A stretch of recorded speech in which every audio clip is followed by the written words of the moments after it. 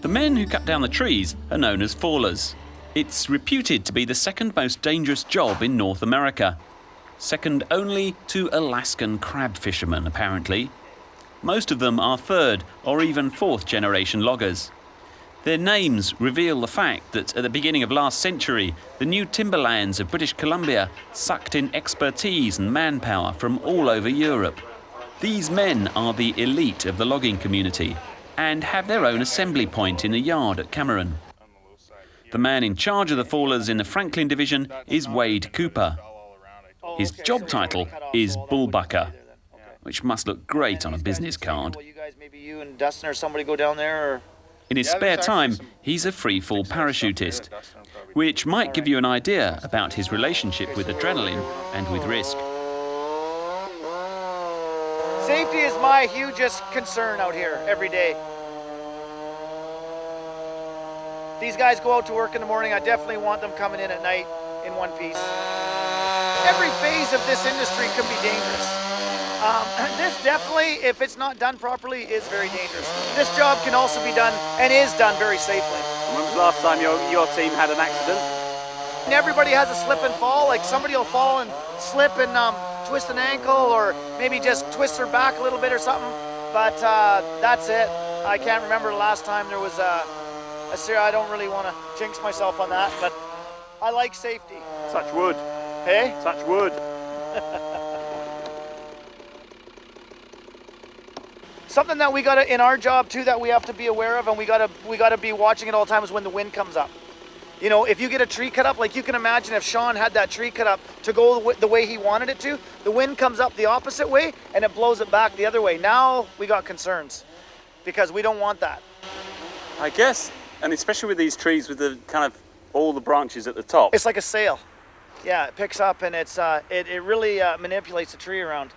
So we got to be careful of that. If sometimes the wind will blow a tree off sideways, and it'll send the tree up into the bush. Well, if it hits a rotten tree or a snag, well then that snag crumbles, and that's what kills a lot of fallers. So we got to be really aware when these little winds come up. We got to know what it's doing.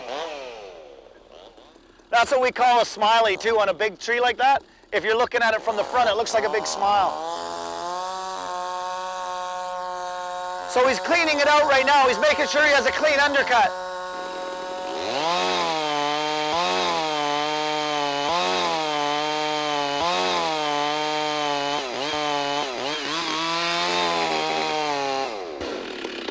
Do you guys enjoy big trees? Oh yes.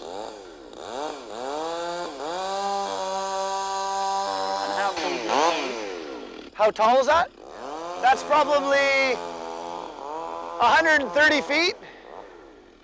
He's aiming that undercut to make sure that he misses these stumps and that he doesn't brush that tree too much to endanger himself, or you know, he doesn't want to damage that tree or this tree. So he's going to try and just miss that one and miss these stumps. Why is he going to miss the stump?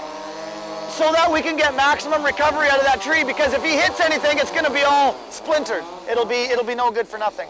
So if he misses everything, that tree will save right out. We'll get 2 or 3 logs off that tree. So the financial consequences of hitting those stumps are huge.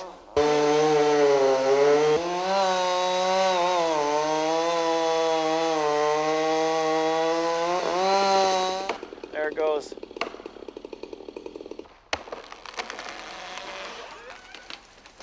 Perfect shot. He's thinking in his head right now what type of grade that this log is, because there is no rod in it. So he's thinking high grade, you know, saw log. He'll tape it overall, see what he's got there for wood, and try and get 2 prime lengths out of that piece of wood. So that log is worth the maximum amount of money. The maximum size that the mills on the trucks can handle? That's right. Oh, the trucks can pretty much handle anything that's out here.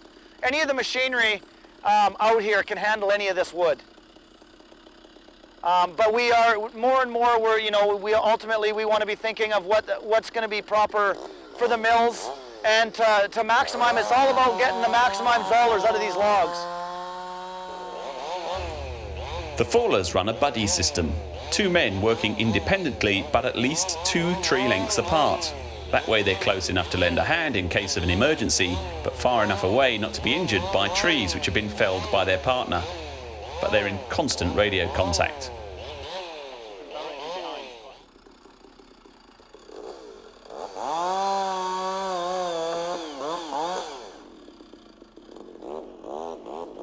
See, he jumped on the other side of that log to make sure it was cut all the way around so it doesn't split. So when this log separates, it's perfectly round. That's how I can tell if guys know what they're doing or not. Presumably though, when you make a cut though, that's quite dangerous because one bit of the log could roll. Very dangerous, especially out here because there's so many unknowns, right?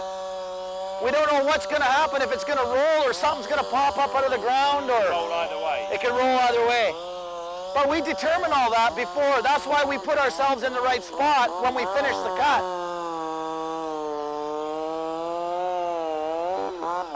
See, he's looking around. He's looking to see if anything's moving.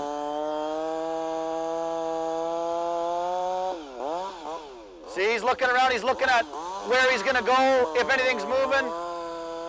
Always looking for an escape. Always looking, yeah. Paying attention to your surroundings.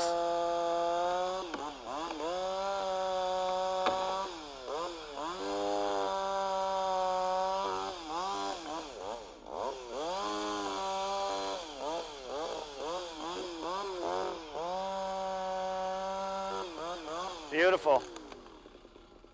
And that's basically just bark pull down there. That's not really wood. Sean, just stand beside the butt of that thing, down below the butt of it. And, you know, like you can imagine, like Sean, what are you, 6'2", Sean, 6'3"? 6'2". So you can tell how big that tree is. Close to 7?